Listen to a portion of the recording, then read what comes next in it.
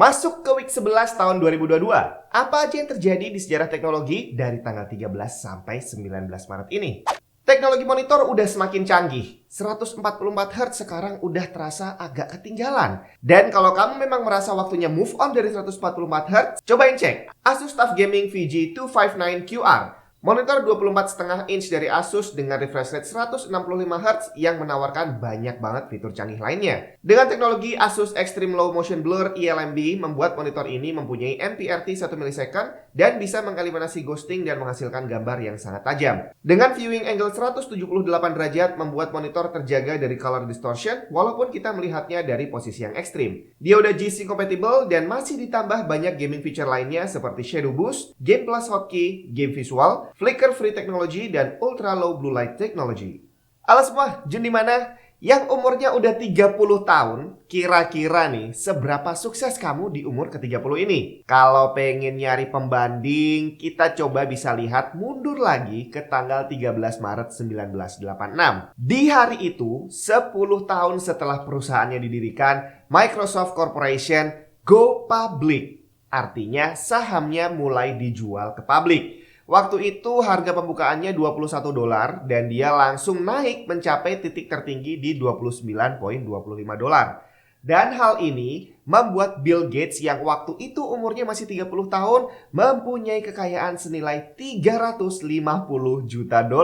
Gila, umurnya baru 30 tahun. Dan bukan cuma Bill Gates yang menjadi kaya, karyawan Microsoft pun ikut merasakan nikmatnya. Diperkirakan momen ini membuat 4 orang karyawan Microsoft menjadi bilioner dan 12.000 karyawan lainnya menjadi miliuner. Salah satu visi dan misi dari perkembangan teknologi terutama komputer adalah bisa membuat mesin yang semakin kencang dengan ukuran semakin kecil dan konsumsi daya listrik yang juga semakin kecil. Dan tanggal 14 Maret 1955 adalah salah satu momen bersejarah. AT&T Bell Laboratories mengumumkan bahwa mereka berhasil menyelesaikan pembuatan komputer yang full menggunakan transistor yang disebut dengan TREDIC, Transistor Digital Computer. TREDIC menggunakan hampir 800 buah transistor. Ini menggantikan vacuum tube yang sebelumnya cukup umum digunakan pada komputer saat itu. Hal ini membuat TREDIC bisa beroperasi dengan menggunakan listrik kurang dari 100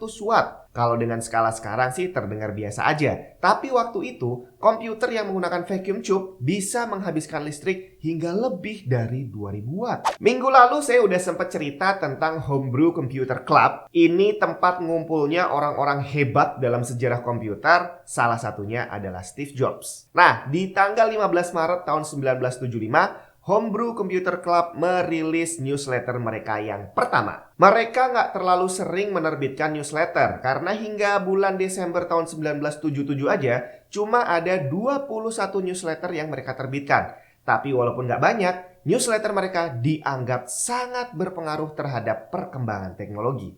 Tepat 10 tahun kemudian, tanggal 15 Maret tahun 1985, internet domain pertama resmi didaftarkan bernama Symbolics.com. Dia didaftarkan oleh perusahaan komputer dari Massachusetts yang bernama Symbolics juga.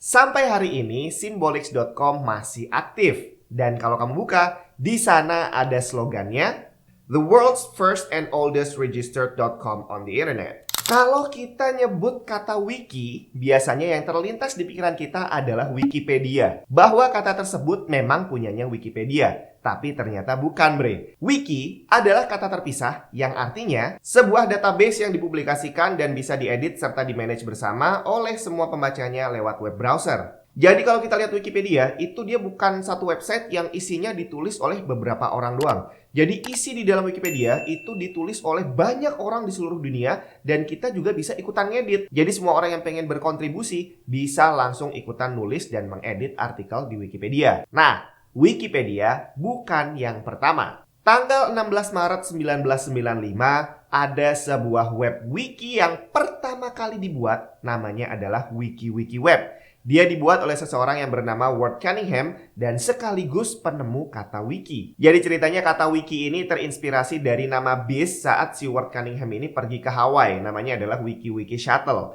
Dan 6 tahun kemudian barulah Wikipedia lahir dan itu tanpa ada campur tangan sama sekali dari Ward Cunningham.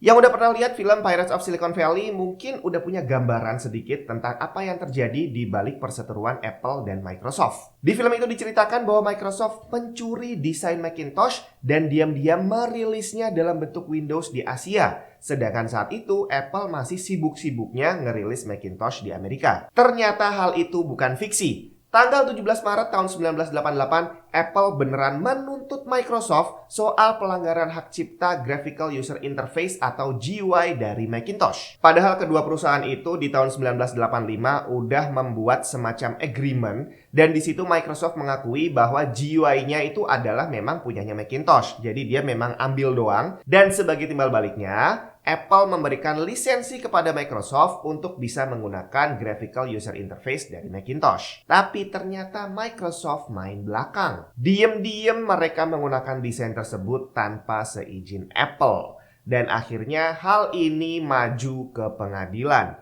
Cuma herannya, hakim saat itu memutuskan bahwa Apple ternyata tidak bisa ngeklaim keseluruhan GUI dari Macintosh. Yang bisa diambil oleh Apple hanya sebagian doang. Kasian banget ya. Ternyata Apple udah sering banget loh ditusuk dari belakang. Termasuk baru-baru aja kemarin ditusuk sama Epic. Salah satu pionir dalam dunia game adalah sebuah perusahaan yang bernama Atari. Anak-anak zaman dulu pasti apal, tapi anak-anak zaman sekarang mungkin udah asing dengan nama game konsolnya Atari. Tanggal 18 Maret 1974, Atari memperkenalkan sebuah game yang bernama Grand Track 10, di mana game ini memegang banyak banget rekor sebagai game yang pertama. Dia adalah game arcade pertama yang menggunakan solid state ROM untuk menyimpan masing-masing aset gamenya seperti mobil, timer, racetrack, dan skor. Dan dia adalah game pertama yang benar-benar punya karakter yang berdiri sendiri, bukan cuma berupa manipulasi titik. Kontrolernya pun juga revolusioner. Dia udah menggunakan gear shifter, steering wheel, sama pedal gas dan rem. Dan semua itu adalah yang pertama di dunia. Kalau tadi Symbolics.com adalah domain pertama yang didaftarkan, ternyata setahun berikutnya, tepatnya di tanggal 19 Maret, ada 2 domain baru lagi yang didaftarkan yang akhirnya terus berkembang sampai sekarang menjadi perusahaan besar. IBM.com dan Sun.com resmi online. Dan kedua website tersebut tercatat sebagai website tertua urutan ke-11 dan 12. Dan itu tadi kejadian bersejarah yang terjadi dari tanggal 13 sampai 19 Maret. Kalau pengen tahu kelanjutannya, tungguin aja episode berikutnya minggu depan.